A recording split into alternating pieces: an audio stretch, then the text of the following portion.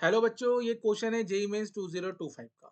Question में बोला गया है सम CO2 was kept in a sealed container at a pressure of 1 atm and 273 Kelvin.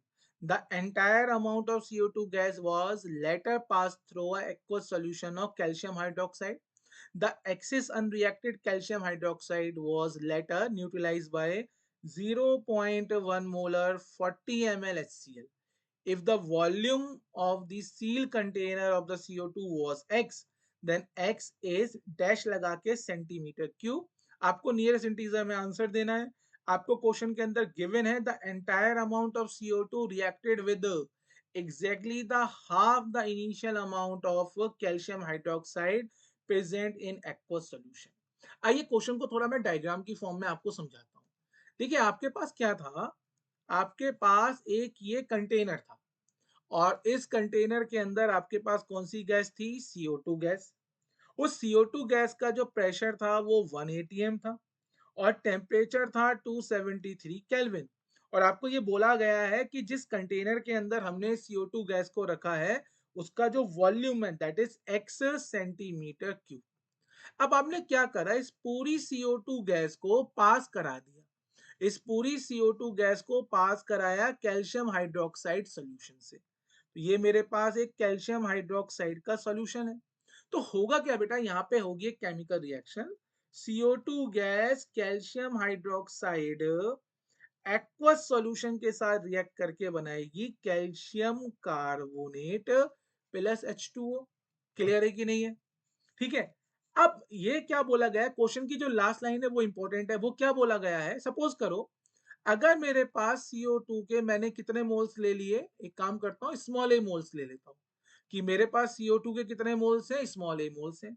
तो क्वेश्चन में उसने बोला है कि CO2 के जो मोल्स हैं वो कैल्शियम हाइड्रोक्साइड के जितने मोल्स हैं उनका एग्जैक्टली हाफ मोल्स के साथ रिएक्ट करते हैं। मतलब अगर मैं यहाँ पे रिएक्शन में स्टोइचियोमेट्रिक कोफिशिएंट लिखूं तो दोनों का स्टोइचियोमेट्रिक कोफिशिएंट का रेशियो कितना है, 1:1। मतलब CO2 के ए मोल्स को कैल्शियम हाइड्रोक्साइड के ए मोल्स के साथ तो रिएक्शन करना है। पर क्वेश्चन की लैंग्वेज पे चलो, क्वेश्चन में क्या बोला है, CO2 react with exactly the half initial amount of calcium hydroxide present in the aqueous solution। मतलब यहाँ पे देखिए, इसका मतलब बेटा जो कैल्शियम हाइड्रोक्साइड के जो मोल्स थे वो कितने हैं, वो डबल है। CO2 के ए मोल्स ने कैल्शियम हाइड्रोक्साइड के 2A में से कितने मोल्स के साथ रिएक्ट करा होगा, ए मोल्स के साथ। इसका मतलब अगर मैं 2A मोल में से ए मोल माइनस कर दूं तो ए मोल्स जो है कैल्शियम हाइड्रोक्साइड्स के वो कैसे रह गए मेरे लिए, अनरिएक्टेड मोल्स हो गए। क्लियर है कि नहीं है? मतलब CO2 का मोल्स हो गया ए मोल्स, कैल्शियम हाइड्रोक्साइड का जो इनिशियल मोल्स हो गया वो हो गया 2A मोल्स। CO2 के ए मोल्स ने कैल्शियम हाइड्रोक्साइड के ए मोल्स के साथ रिएक्शन करा तो कैल्शियम हाइड्रोक्साइड का ए मोल मेरे पास रह गया अनरिएक्टेड। अब जो अनरिएक्टेड मोल है कैल्शियम हाइड्रोक्साइड का, इसको हमने क्या करा है, न्यूट्रलाइज करा है। किसके साथ न्यूट्रलाइज करा है, पॉइंट यहां मैं लिख देता हूं, 0.1 मोलर 40 ml HCl। किसके साथ न्यूट्रलाइज करा है हमने, हमने इसको करा है न्यूट्रलाइज किसके साथ करा है, 0.1 मोलर 40 ml HCl के साथ। तो अब यहाँ पे क्या मैं लॉ ऑफ इक्विवेलेंट लगा दूं। ठीक है, अब जरा समझा। HCl क्या है बेटा, एक HCl एक H प्लस देगा तो HCl का जो N फैक्टर होगा वो होगा 1। पर जो मेरे पास कैल्शियम हाइड्रोक्साइड है, कैल्शियम हाइड्रोक्साइड के लिए N फैक्टर की वैल्यू कितनी हो जाएगी हमारी, 2। तो यहाँ पे हम क्या करते हैं, हम यहाँ पे कॉन्सेप्ट लगा देते हैं, equivalent of calcium hydroxide unreacted is equal to equivalent of HCl। अब इक्विवेलेंट का फॉर्मूला कौन सा लगाओगे, तो यहाँ पे फॉर्मूला लगा दो, क्योंकि कैल्शियम हाइड्रोक्साइड के मोल्स गिवन है तो यहाँ पे लगा दो मोल इनटू एन फैक्टर। और यहाँ पे HCl के लिए आपको मोलैरिटी गिवन है, वॉल्यूम गिवन है, एन फैक्टर गिवन है, तो लगा दो मोलैरिटी इनटू वॉल्यूम। याद रखना वॉल्यूम ml में है, 10⁻³ से मल्टीप्लाई करके लीटर में कन्वर्ट करा, एन फैक्टर की वैल्यू 1। तो बेटा जब आप इसको सॉल्व करोगे, सॉल्व करने पे ये वैल्यू आ जाएगी आपके पास 2 इंटू 10 की पावर ऑफ -3 मोल। इसका मतलब आपको बेटा ए की वैल्यू मिल गई, और ए आपने क्या एज्यूम कर रखे थे, ए आपने एज्यूम कर रखे थे मोल ऑफ CO2। अब तो क्वेश्चन आपका बिल्कुल इजी हो गया। देखिए जरा क्वेश्चन पे आएंगे। क्वेश्चन तो अब आपका बिल्कुल सिंपल सा क्वेश्चन बन चुका है। क्वेश्चन के अंदर कुछ नहीं बचा है। देखिए CO2 गैस है, 1 atm का प्रेशर है, 273 केल्विन का टेम्परेचर है ना। x ml का वॉल्यूम है, x ml या x सेंटीमीटर क्यूब भी लिख सकता हूं, और मोल्स आ गए मेरे पास 2 इंटू 10 की पावर -3 मोल। बेटा हम इस CO2 गैस के लिए क्या अप्लाई कर देंगे, आइडियल गैस इक्वेशन।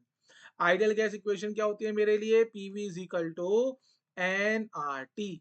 सो P कितना पुट करूंगा, 1 atm।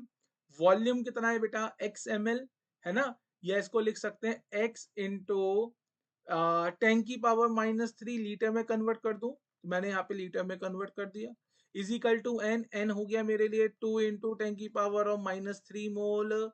R की वैल्यू होती है 0.0821 atm लीटर पर मोल केल्विन। टेम्परेचर हो गया 273।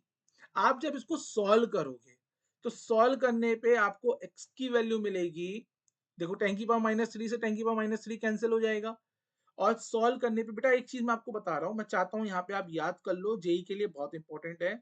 0.0821, आई थिंक, एक मिनट रुकिए, बहुत इंपॉर्टेंट चीज बता रहा हूँ, ये आपकी कैलकुलेशन में टाइम सेव करेगा। 0.0821 इंटू 273, जब ये मल्टीप्लाई करने पे आएगा 22.4। डायरेक्ट ये मल्टीप्लिकेशन याद कर लो, आप इस चीज की मल्टीप्लिकेशन करने में अपना टाइम मत वेस्ट करो, है ना।